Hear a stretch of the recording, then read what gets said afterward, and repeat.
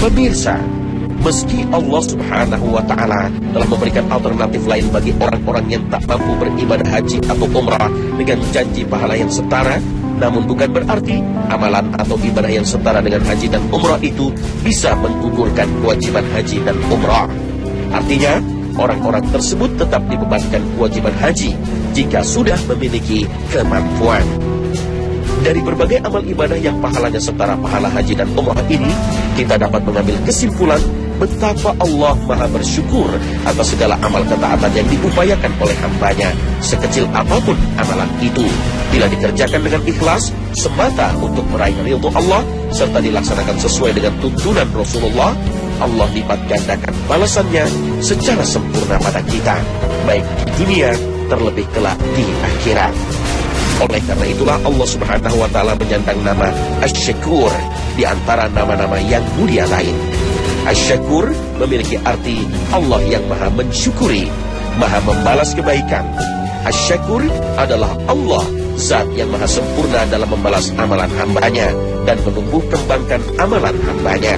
Meskipun amalan tersebut sedikit, namun Allah tidak pernah menyia-nyiakan amal kebaikan kita.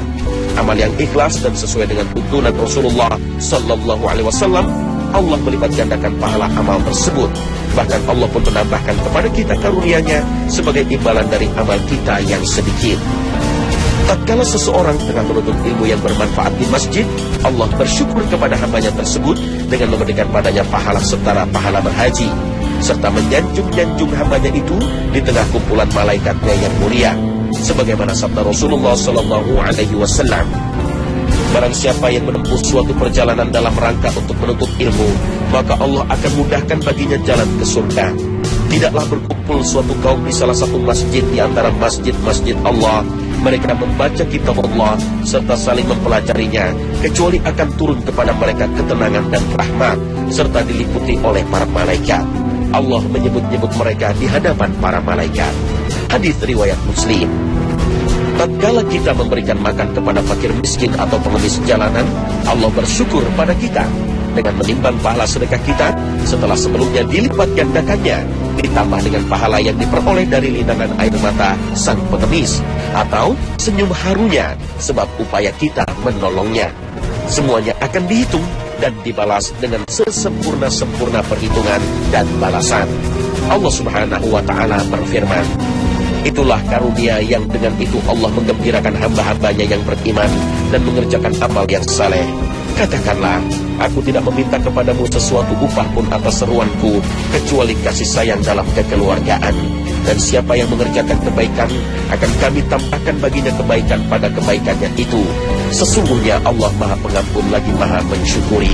Al-Quran Surah Asy-Syura ayat 23.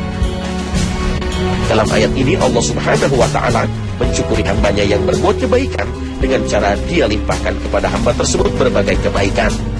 Bila orang itu gemar berinfak di jalan Allah, maka Allah bersyukur kepadanya dengan menjadikan hartanya makin berlimpah, lagi berkah.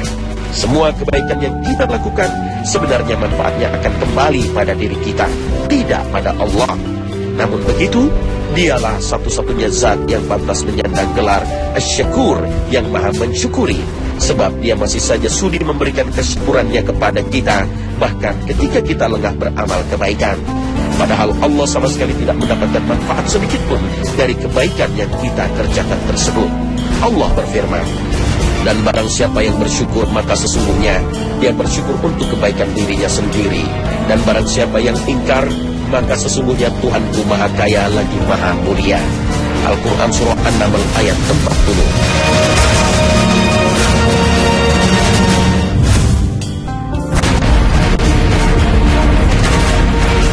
Bagi umat Islam yang menunaikan ibadah haji, hari Arafah tanggal 9 Zulhijjah menjadi puncak rangkaian pelaksanaan ibadah haji.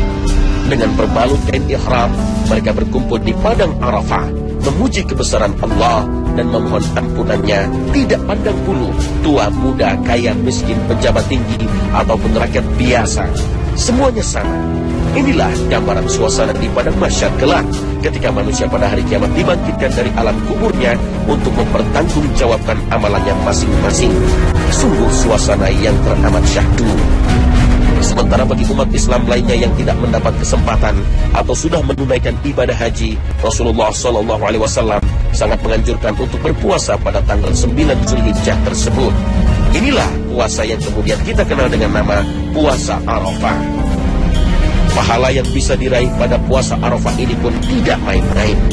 Rasulullah SAW bersabda, puasa satu hari Arafah tanggal 9 Zulhijjah, aku berharap kepada Allah, Dia akan menghapuskan dosa 1 tahun sebelumnya dan 1 tahun setelahnya.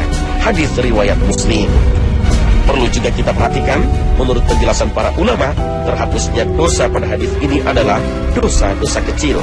Adapun dosa-dosa besar hanya bisa terhapus manakala pelakunya bersungguh-sungguh bertaubat kepada Allah Subhanahu wa Ta'ala dengan taubat nasuha. Keesokan harinya pada tanggal 10 Zulhijjah, kita memasuki hari raya Idul Adha. Disinilah Allah kembali memberikan bagian ibadah yang bisa dilakukan dengan pahala yang sangat besar, yaitu melakukan sholat Idul Adha dan menyembelih kurban. Allah Ta'ala berfirman, maka dirikanlah sholat karena Tuhanmu dan berkurbanlah. Al-Quran Surah Al-Kawthar ayat 2. Semoga Allah memudahkan kita untuk beramal di bulan Zulhijjah, dan semoga Allah menerima amalan-amalan kita.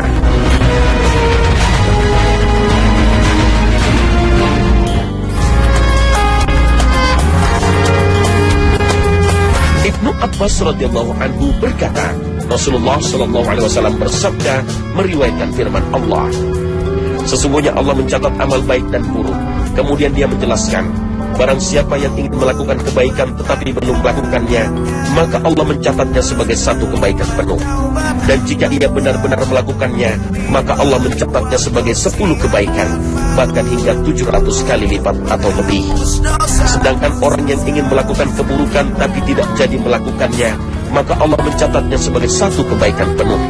Jika ia melakukan keburukan itu, maka Allah mencatatnya sebagai 1 keburukan saja. Hadis riwayat Bukhari dan Muslim.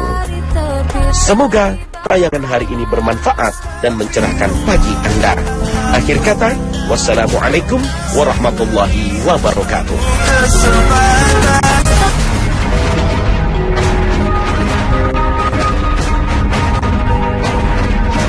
Lihatlah keadilan dan keagungan Allah Subhanahu wa Ta'ala. Allah Subhanahu wa Ta'ala tidak akan membiarkan orang-orang tertentu bisa meraih sesuatu yang agung, sementara sebagian lain tidak mampu meraihnya. Allah Subhanahu wa Ta'ala kemudian memberikan kesempatan bagi orang-orang yang tidak memiliki kemampuan fisik ataupun finansial dengan cara membuka peluang pada ibadah-ibadah atau amalan-amalan yang mudah dan ringan dilakukan, namun pahalanya setara dengan haji. Subhanallah. Ibadah dan amalan apakah itu? Amalan pertama adalah pergi ke masjid dalam keadaan telah bersuci atau berwudu dengan tujuan untuk menunaikan sholat fardu berjamaah. Allah Ta'ala telah menjanjikan pahala yang besar kepada seseorang yang berniat tulus untuk memakmurkan masjid dan mengajak orang lain untuk sama-sama sholat berjamaah di masjid. Rasulullah SAW juga mengajarkan umatnya, utamanya yang pria, untuk selalu sholat berjamaah, karena sholat berjamaah lebih utama 27 derajat dibandingkan sholat secara munfarid atau sendirian. Bahkan Allah menjanjikan pahala menggiurkan, yaitu pahala yang setara dengan haji. Rasulullah SAW bersabda, barang siapa yang keluar dari rumahnya dalam keadaan telah bersuci untuk menunaikan sholat fardu, maka pahalanya seperti pahala menunaikan ibadah haji dan berihram.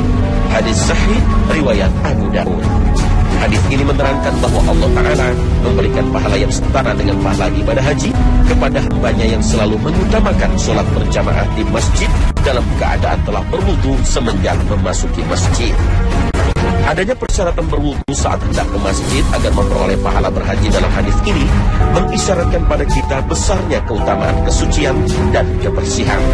Sebab itu kesempurnaan kita dalam berwudu turut pula mempengaruhi kesempurnaan sholat kita.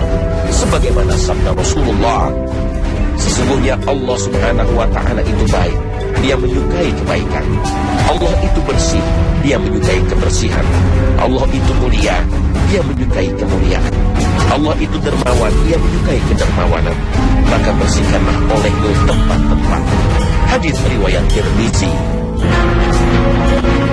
Selain itu, bagi mereka yang menunaikan sholat di masjid akan mendapatkan bonus pahala dari Allah Subhanahu wa Ta'ala, yaitu setiap langkah kakinya menuju ke masjid akan menghapuskan satu dosa dan kesalahan yang telah lalu. Bahkan belum lagi sholat dilakukan, saat menunggu datangnya kumandang azan sholat, para malaikat tak henti memohonkan ampun kepadanya. Rasulullah SAW bersabda, "Tidaklah seorang di antara kalian duduk menunggu sholat selama ia berada dalam keadaan suci, melainkan para malaikat akan mendoakannya. Ya Allah, ampunilah dia. Ya Allah, sayangilah dia." Hadis riwayat Muslim. Lihatlah apa yang bisa diraih dari semua amalan dan ibadah ini. Tidakkah semua pahala yang dijanjikan untuk ibadah dan amalan ini semuanya ada pada ibadah haji? Ampunan, doa malaikat, dan pahala haji. Bukankah pahala haji itu jaminannya surga?